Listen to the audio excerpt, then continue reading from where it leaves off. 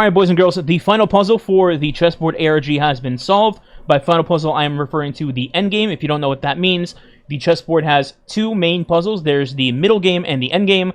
Today I'm going to be showing off what the endgame puzzle is, as that's the wide community puzzle that's been solved, and also I'll show the rewards and the secret ending for that towards the end. Spoilers beware, of course. Now, if you need to do the middle game first and you don't know how, which, by the way, you do need to do that to get into the end game, in simple short terms, for part 1, the middle game, you need to checkmate the king 27 different times in order to unlock the end game. I will provide a link down below in the description that will show how to do the middle game chessboard. I'll provide screenshots and all that, and it'll make it pretty simple for you. But for the main course, we're talking about the end game puzzle. That's the big one. So this is how the end game looks when you complete the puzzle. But how do we get there? Well, let's go over it. So, once you've completed the middle game, your next objective is going to be this blank board. And you're going to need to fill up this blank board with correct pieces or blank spots in every single tile of this chessboard, because you need to put in your answer right here into this key. And then, if any of them are incorrect, it will instantly wipe your entire board clean, and you have to restart from scratch. So, every single entry that you put in must be correct. So, triple check before you offer your answer. Now, if you're somebody that's super experienced and familiar with how everything works here, the mechanics, the board, etc., and you just want the answer, I have the image of the chessboard in my community Discord if you need that. Otherwise, I'm going to go into a full breakdown to explain what's going on for people that are confused. Alright, so we're going to do this just like how the chessboard is set up, like a grid. We're going to go from A to H, A being the far left side and H being on the far right. And then we're going to go 1 through 8, with 1 being on the bottom, and then 8 being all the way at the very top. I'm starting from the position of where you would put in your answer right here, so just for context. Plus, you know, it's literally written on the board in case you didn't know. So we're starting from A, going from 1 all the way to 8, and then I'll tell you which tiles need a particular piece on it, or if it doesn't need a piece at all, and then we're going to go to the other letters and numbers exactly the same way. Ready? Let's go. Alrighty, so A1 and 2 on the board are blank, so we're starting at A3, which is going to be a bishop. In A4, we're going to be putting in a rook. In A5, we're putting in a pawn. In A6, we're putting a queen. A7 is blank, and A8 is another queen. And that finishes the entire row for A. Now we're moving on to B.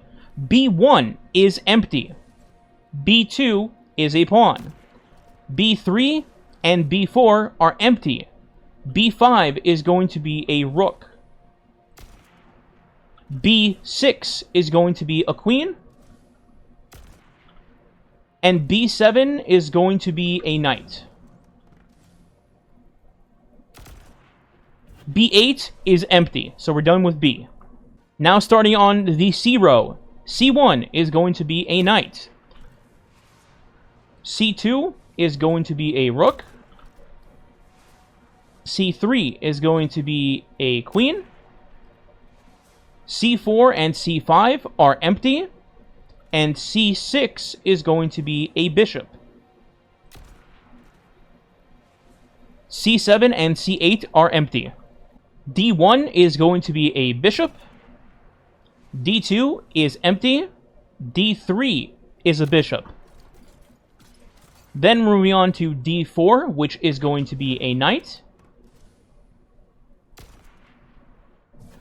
D5, which is going to be a pawn. And D6, which is going to be a queen. D7 and D8 are empty. For E1, we're starting with a knight. For E2, it's empty. For E3, we are doing a bishop. For E4, it is empty. For E5, it's another bishop. For E6, it is empty. For E7, it's a queen. And for E8, it is empty. For F1, it is a pawn. For F2, it is another pawn. For F3 and 4, they are both blank. For F5, we're using a knight. For F6, we're using a rook. F7 and F8 are empty. For G1, we are using a pawn. For G2, we are using a rook. For G3, G4, and G5, they are all empty. Then for G6, it's another rook. G7 is empty, and G8 is another rook. And the final row is the following. G1 is a bishop. G2 is going to be a knight.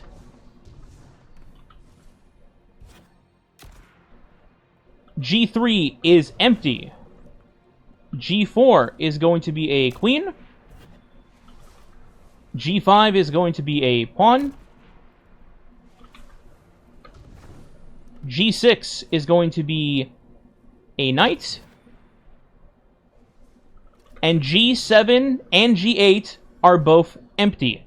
And now, assuming you've put in the correct pieces, which I will show you up above right here, in case you want to see an overhead view, like so. If you've put in all of these correctly, you will go over to the wheel, I guess, and then offer your answer. And if done correctly, you should see this.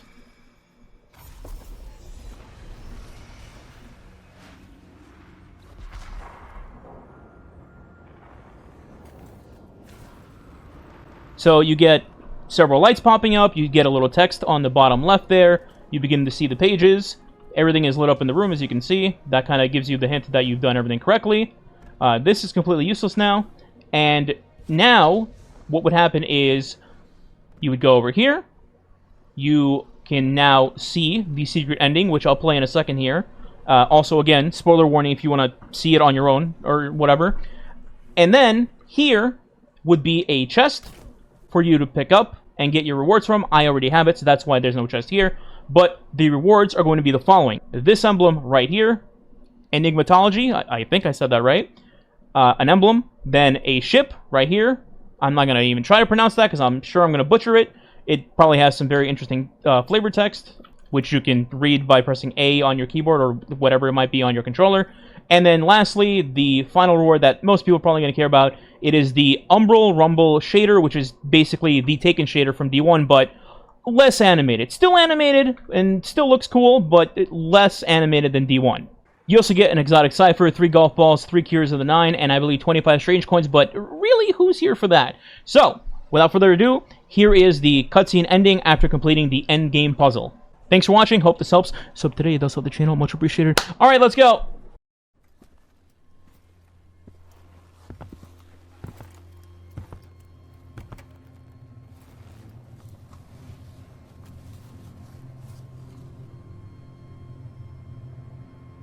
Grief's a funny thing.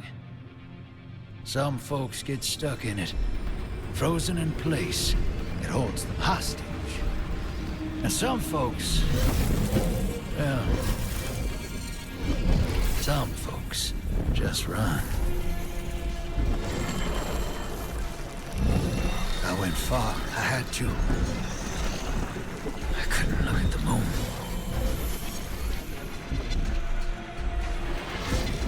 The way I see it, the farther you run, the less likely you are to get stuck. But this universe tends to stop me in my tracks.